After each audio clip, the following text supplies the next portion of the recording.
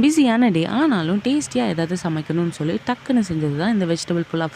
Normal அரிசி எடுத்து ஒரு 10-15 மினிட்ஸ் ஊற போட்டிருக்கோங்க. அதே மாதிரி தேங்காய் பாலும் எடுத்து வச்சுக்கோங்க கொஞ்சோண்டு. அதுக்கப்புறமா குக்கரில் எடுத்து ஆயில் ஊற்றி கொஞ்சோண்டு கீ ஊற்றி கேஷ்யூவையும் கிஸ்மிஸையும் போட்டு லைட்டாக வறுத்து எடுத்துக்கலாம். அதுக்கப்புறமா அதே எண்ணெயிலே பட்டை, கிராம்பு, ஏலக்காய், பிரியாணி பொடி 1 ஸ்பூன், இஞ்சி பூண்டு 2 ஸ்பூன், அதுக்கப்புறம் 1.5 வெங்காயம் போட்டிருந்தேன், ஒரு பச்சை மிளகா, அப்புறம் புதினா, மல்லி, அதுக்கப்புறம் ஒரு தக்காளி இவ்வளோத்தையும் கட் பண்ணி போட்டிருந்தேன். தேவையான அளவு உப்பு போட்டுக்கோங்க.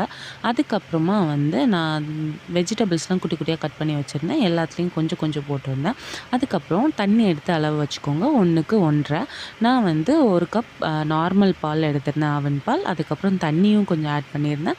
அதுக்கப்புறம் கொஞ்சம் தேங்காய் பாலும் ஆட் பண்ணியிருந்தேன். நார்மல் பால் ஊற்றும் போது செம்ம சாஃப்டாக வரும். கண்டிப்பாக ட்ரை பண்ணி பாருங்கள்.